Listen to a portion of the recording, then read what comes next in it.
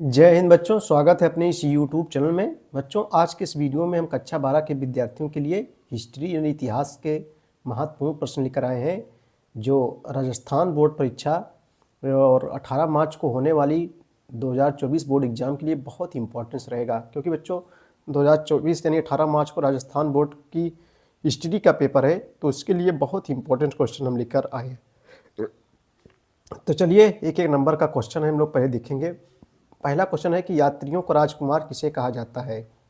यात्रियों का राजकुमार किसे कहा जाता है? तो बच्चों, यात्रियों को राजकुमार किसे कहते हैं? जो है हेन स्वांग को कहते हैं। किसको कहते हैं?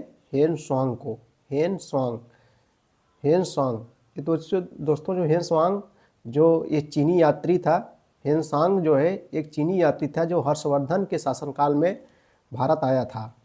ये जो है हर्षवर्धन के शासनकाल में भारत आया था। हेन स्वांग एक चीनी यात्री है। हेन स्वांग, इसको जो है यात्रियों का राजकुमार कहा जाता है। किसको बच्चों? हेन स्वांग को। अगला क्वेश्चन है कि शुंग वंश का संस्थापक कौन था? तो बहुत सरला क्वेश्चन है, पुष्यमित्र शुंग। पुष्यमित्र शुंग। पुष्यमित्र शुंग।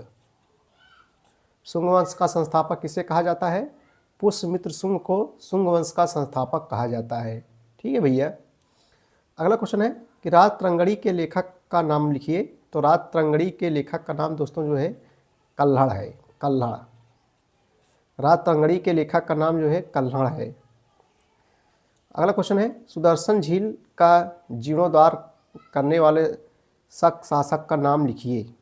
सुदर्शन झील का जीर्णोद्धार करने वाले शक शासक का नाम बताइए। तो क्या हो जाएगा दोस्तों? रुद्रदामन प्रथम। सुदर्शन झील का जीर्णोद्धार करने वाले शक शासक का नाम है रुद्रदामन प्रथम।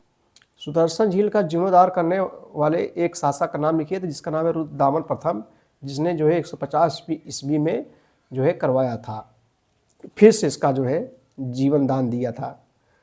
अगला क्वेश्चन है, क्वेश्चन नंबर 5 है, नागार्जुन को भारत का आइंस्टीन क्यों कहा जाता है?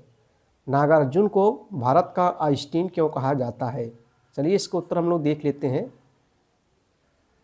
नागार्जुन को भारत का आइंस्टीन क्यों कहा जाता है? तो नागार्जुन को भारत का आइंस्टीन इसलिए कहा जाता है क्योंकि आइंस्टीन के सापेक्षता सिद्धांत की तरह शून्यवाद का जो है विचार प्रतिपादित किया था। देखो बच्चों, भारत का आइंस्टीन, नागार्जुन को भारत का आइंस्टीन क्यों कहा जाता है?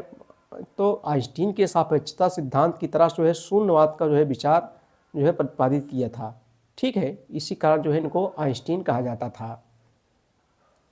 अगला क्वेश्चन है कि गांधार मूर्तिकला की कोई एक प्रमुख विशेषता बताइए।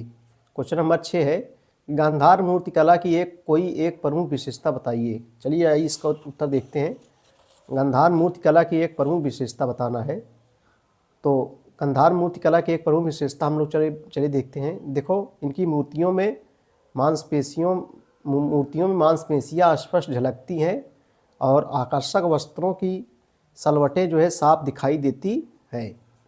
इनकी मूर्तियाँ मांसपेशियाँ स्पष्ट झलकती हैं और आकर्षक वस्त्रों की सलवटें साफ दिखाई देती हैं। चलिए अगले क्वेश्चन की ओर चलेंगे। मेवाड़ के किस शासक का राजतिलक होली के त्यौहार के दिन हुआ था? मेवाड़ के किस शासक का राजतिलक होली के त्यौहार के दिन के हुआ था? जिसका नाम है दोस्तों महाराणा प्रताप सिंह। मेवाड़ के किस शासक का राजतिलक होली के त्यौहार के दिन हुआ था? तो महाराणा प्रताप सिंह का राजतिलक जो है होली के त्यौहार के दिन हुआ था। अगला क्वेश्चन है, तराइन का प्रथम युद्ध किस वर्ष लड़ा गया था? तो 1151 ईस्वी में। 1151 ईस्वी में जो है तराइन का प्रथम युद्ध लड़ा गया था। तराइन का प्रथम युद्ध जो है 1151 ईस्वी में लड़ा गया था। मोहम्मद गोरी और पृथ्वीराज चौहान के बीच जो है लड़ा गया, जिसमें पृथ्वीराज चौहान की विजय होती है और मोहम्मद गोरी की जो है पराजय होती है। तराइन का प्रथम युद्ध किस वर्ष लड़ा गया था? 1151 ईस्वी में। अगला क्वेश्चन है, भारतीय विदेश नीति की लुक ईस्ट की नीति अब किस रूप में रूपांतरित हुई है? भारतीय विदेश नीति की लुक ईस्ट की नीति अब किस रूप में रूपांतरित हुई है? भारतीय विदेश नीति की लुक ईस्ट की नीति अब किस रूप में रूपांतरित हुई है? तो एक्ट ईस्ट पॉलिसी के रूप में रूपांतरित हुई है। हम इसे लिखेंगे, भारतीय विदेश नीति की लुक ईस्ट की नीति अब किस रूप में रूपांतरित हुई है? तो एक्ट ईस्ट पॉलिसी के रूप में जो है रूपांतरित हुई है। अगला क्वेश्चन है बच्चों कि अंतर्राष्ट्रीय न्यायालय का मुख्यालय कहाँ पर स्थित है। अंतर्राष्ट्रीय न्यायालय का मुख्यालय कहाँ स्थित है, तो नीदरलैंड की राजधानी हेग, नीदरलैंड की राजधानी हेग में जो है स्थित है। अंतर्राष्ट्रीय न्यायालय का मुख्यालय हेग में स्थित है, जो नीदरलैंड की राजधानी है वहीं जो है अंतर्राष्ट्रीय न्यायालय का मुख्यालय स्थित है।